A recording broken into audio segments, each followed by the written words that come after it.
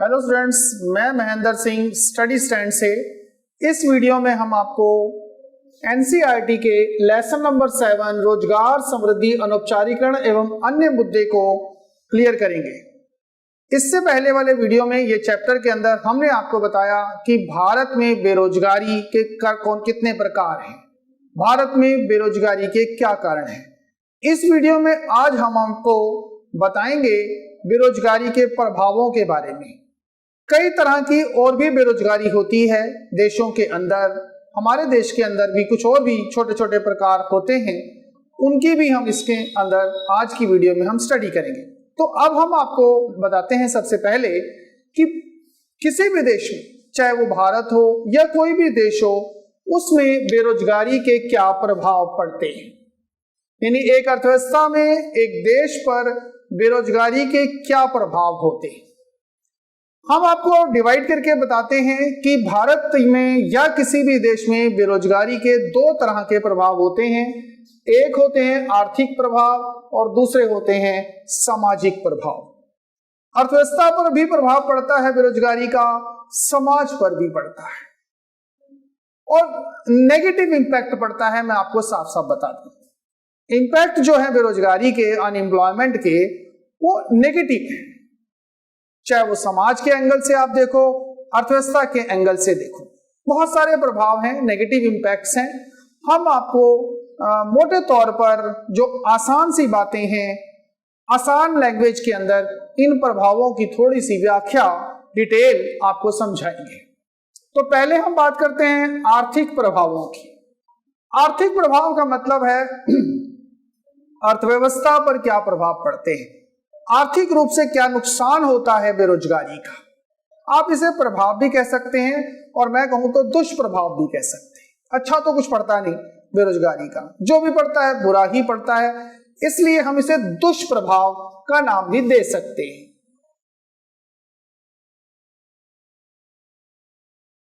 मोटे तौर पर बेरोजगारी का जो दुष्प्रभाव अर्थव्यवस्था पर पड़ता है वो ये है कि मानवीय संसाधनों की हानि होती है। देखो, युवक युवतियां जो तैयार हैं, श्रम शक्ति हैं, वो प्रशिक्षण लेकर, शिक्षा लेकर तैयार होती हैं, कुशल बनती हैं, सक्षम बनती हैं, देश का मानव श्रम बनती है और ये मानव श्रम देश का उत्पादन करता है, देश की तरक्की में अपना योगदान देता है। लेकिन अगर बेरोजगारी है, मतलब क्या है इसका कि देश के अंदर मानव श्रम तैयार हुआ, उस पर पैसा लगाया गया है, मानव पूंजी निर्माण में हमने पढ़ा, निवेश किया गया है, लेकिन उन सक्षम, कुशल, निपुण व्यक्तियों को तैयार होने के बाद भी काम नहीं मिल रहा है, वो बेरोजगार हैं। तो मतलब क्या है कि हमारा देश का मूल्यवान जो श्रम है, जो मानव संसाधन है, श्रमिक को हम मानव संसाधन कहते हैं, श्रमिक हमारे मानव संसाधन है जो चाहिए देश के विकास के लिए। लेकिन अगर बेरोजगारी है तो मतलब क्या है कि हमारा वो मूल्यवान श्रमिक, सक्षम श्रमिक बेकार जा रहा है। और इसका सीधा सा प्रभाव यह है, आप आगे के पॉइंट्स में इसी बात को समझेंगे।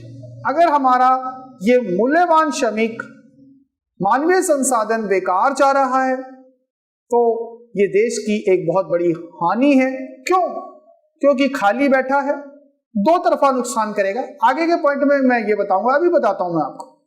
खाली बैठा है, उत्पादन में योगदान नहीं दे रहा है, देश का उत्पादन कम हो रहा है। ठीक है, खाली बैठा है, खाएगा तो जरूर, बनाएगा कुछ नहीं और खाएगा, तो नुकसान है। तो हमने ये बात बताई है कि मानवीय संसाधन की हानि है, मतलब यही है कि कुशल और सक्षम व्यक्ति जो हैं वो बेकार बैठे हैं, खाली बैठे हैं, बेकार जा रहा है हमारा मानवीय संसाधन।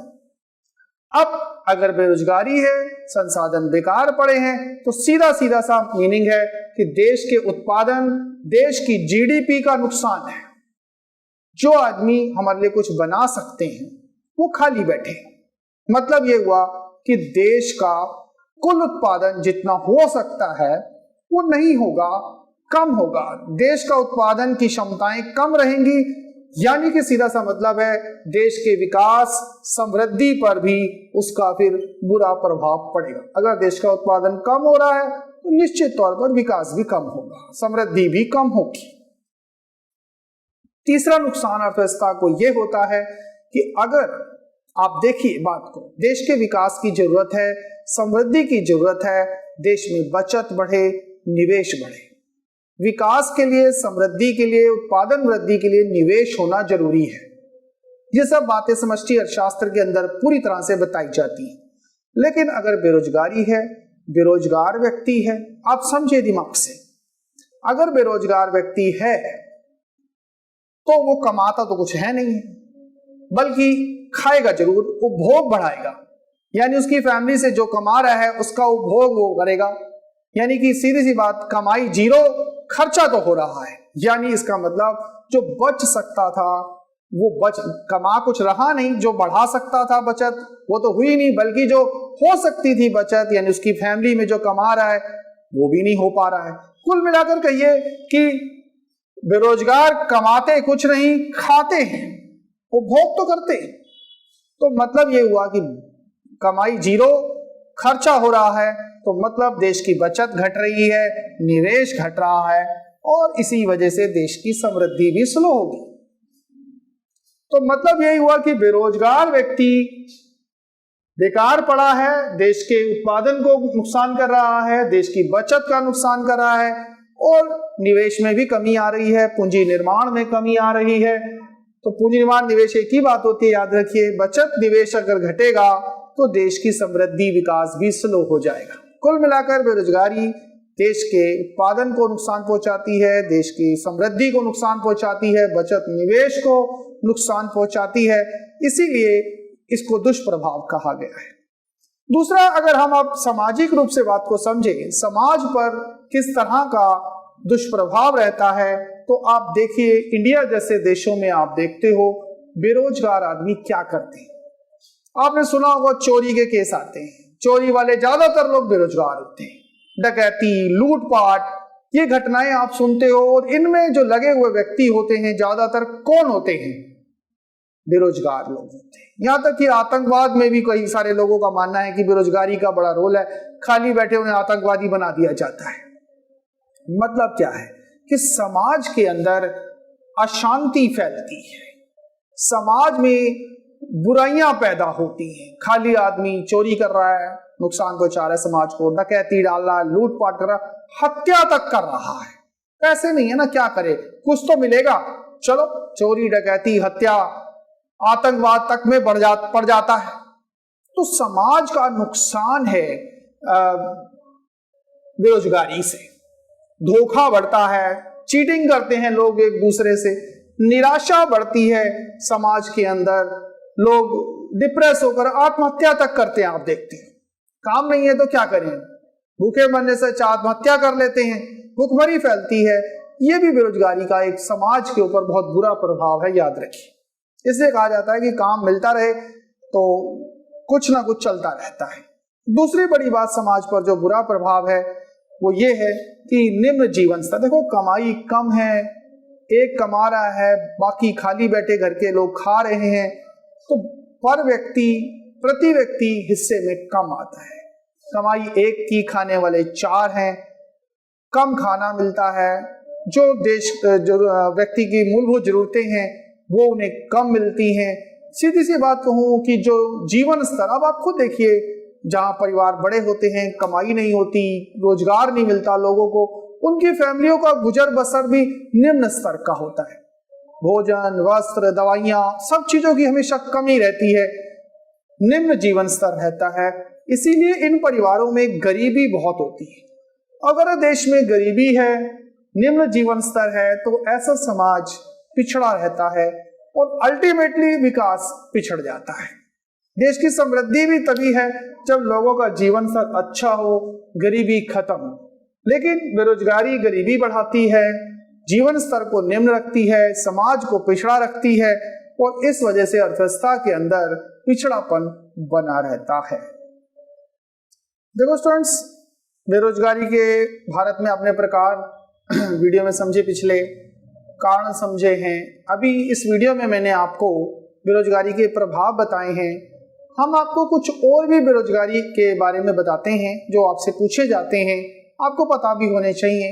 हर देश को, भारत समेत, बेरोजगारी के कुछ और भी हैं ऐसे प्रकार जिनका सामना करना पड़ता है। तो कुछ मुख्य बेरोजगारी के प्रकार मैं आपको अभी बात करूंगा, पूछे जाते हैं आपको पेपर में भी। जैसे पहली हमारी एक मुख्य बेरोजगारी है जिसका नाम है खुली बेरोजगारी, ओपन अनएम्प्लॉयमेंट, सिंपल नेम है। ओपन अनएम्प्लॉयमेंट का मीनिंग ओपनली पर्सन कह रहा है कि उसे काम चाहिए लेकिन काम नहीं मिल रहा है। देखो, काम करने के योग्य व्यक्ति है, एज ग्रुप है 15 साल से 60 वर्ष का व्यक्ति काम करना चाहता है, खुले रूप से कह रहा है कि मुझे काम चाहिए, मैं योग्य हूं, मेरी उम्र है, मैं कुशल हूं। लेकिन अगर उसे ना कृषि में ना उद्योगों में अगर कहीं भी रोजगार नहीं मिल रहा है तो हम उसे सिंपल शब्दों में कहते हैं कि खुली बेरोजगारी। कि काम करने के योग्य और इच्छुक लोगों को काम नहीं मिल रहा है। मान लिया आप कहिए कि बेरोजगारी मतलब खुली बेरोजगारी, क्योंकि व्यक्ति तो काम करने को तैयार है, योग्य है, कुशल है, लेकिन उसे काम नहीं मिला। अगर आप भारत में देखें तो कृषि में भी यही समस्या है कि लोग काम करना चाहते हैं, उद्योगों में काम करना चाहते हैं। आपने पढ़ा पिछले वीडियो में औद्योगिक बेरोजगारी में क्या है, लोग तो काम करने के लिए तैयार हैं लेकिन काम नहीं मिल रहा है। कृषि में भी ऐसी ही बात है।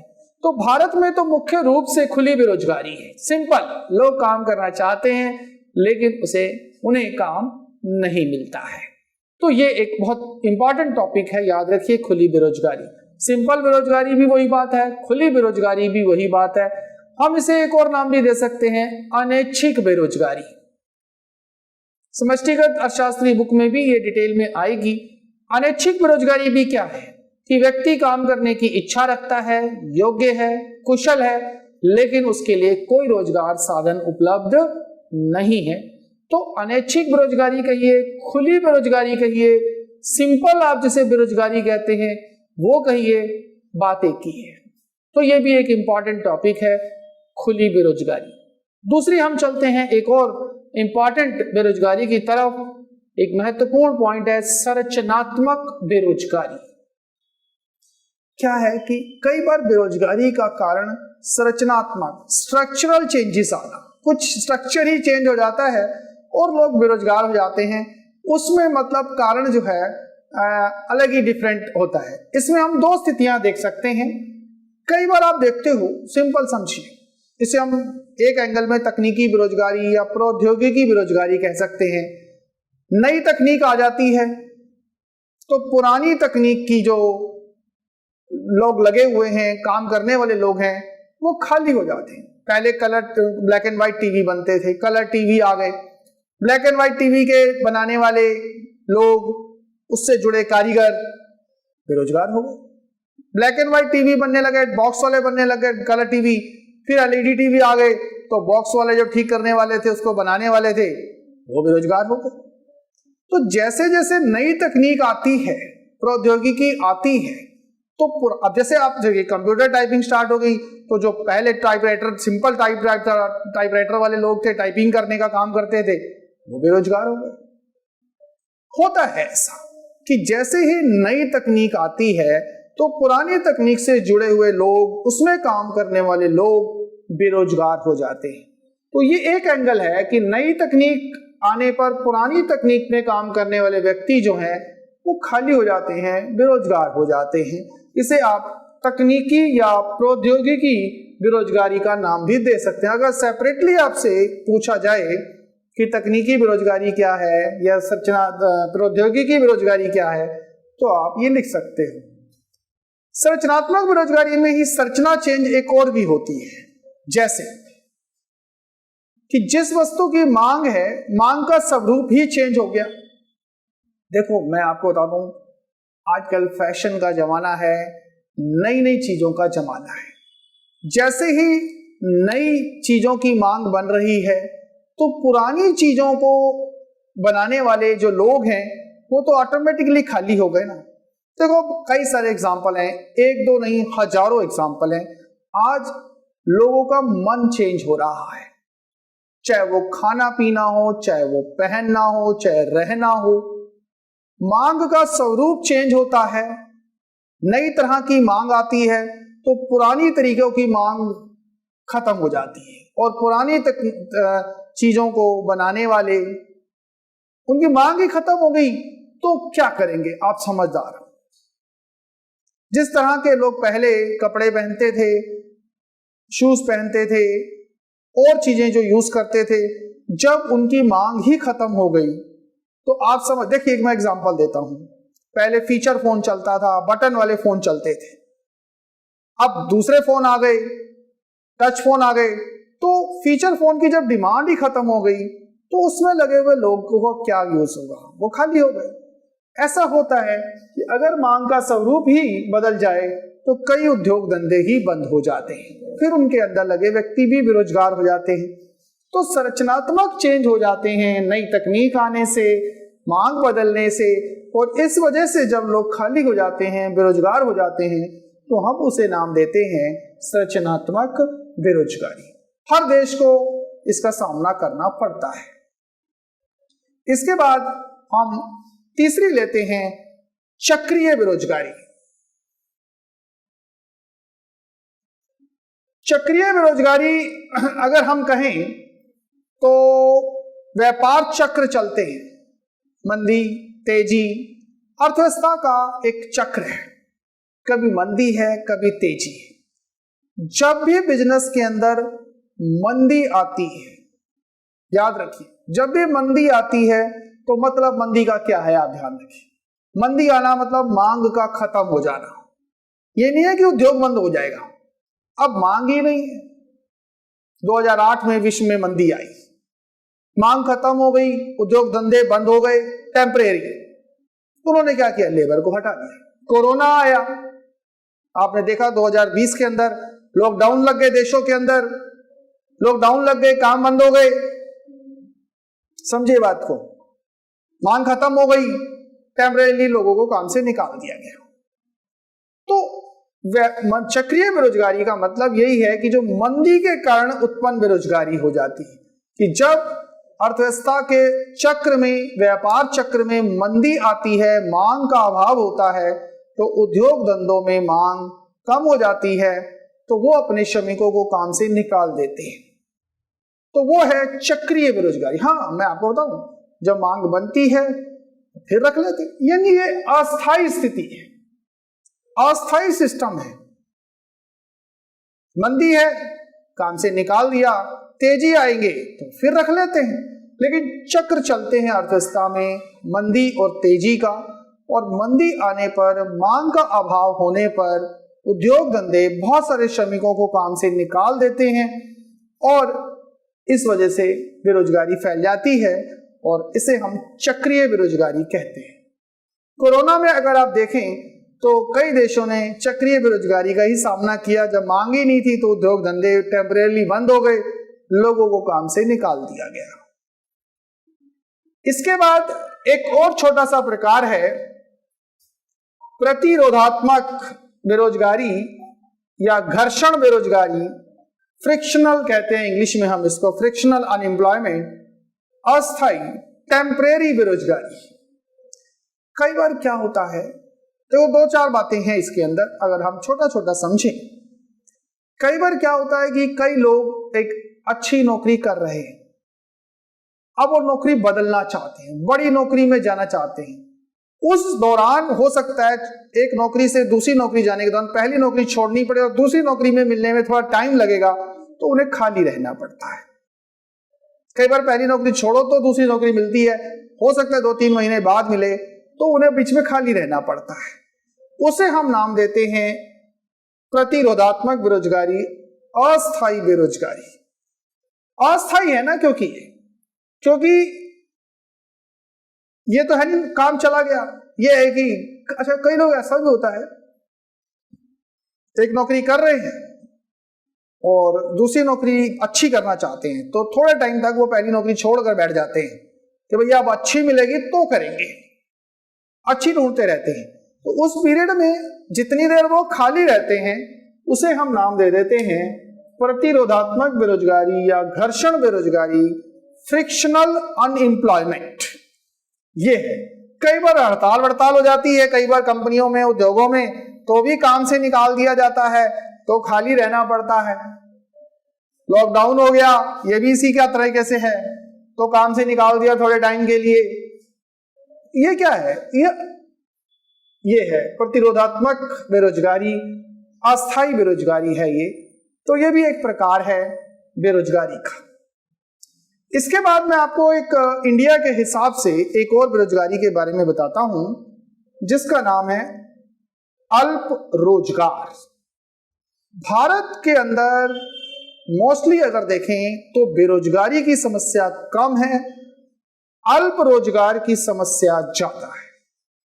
ये मैं आपको बता रहा हूं। क्या मतलब? रोजगार तो मिलता है, परमानेंट नहीं मिलता है। पिछले वीडियो में हमने बताया मौसमी बेरोजगारी। आप कुछ इस तरह से इसे रिलेट कर सकते हैं कि रोजगार तो मिलता है लेकिन परमानेंट नहीं मिलता है, अस्थायी मिलता है। जैसे आपने पढ़ा मौसमी रोजगारी में कृषि श्रमिकों को 5 महीने काम मिलता है, तो वो क्या है? वो अल्प रोजगार की समस्या। रोजगार तो है लेकिन थोड़े टाइम का है। आइसक्रीम बेचने का काम लोग करते हैं कई, अब काम कितने महीने का है? 6 महीने का है, 6 महीने खाली रहना है। गरम कपड़े लोग बेचते हैं, गरम कपड़े का काम इंडिया में कितने महीने का है? 4 महीने का है, बाकी टाइम वो खाली रहते हैं। ऐसे बहुत सारे काम है। चीनी मिले, 4-5 महीने चीनी मिले चलती है, बाकी टाइम खाली रहते हैं।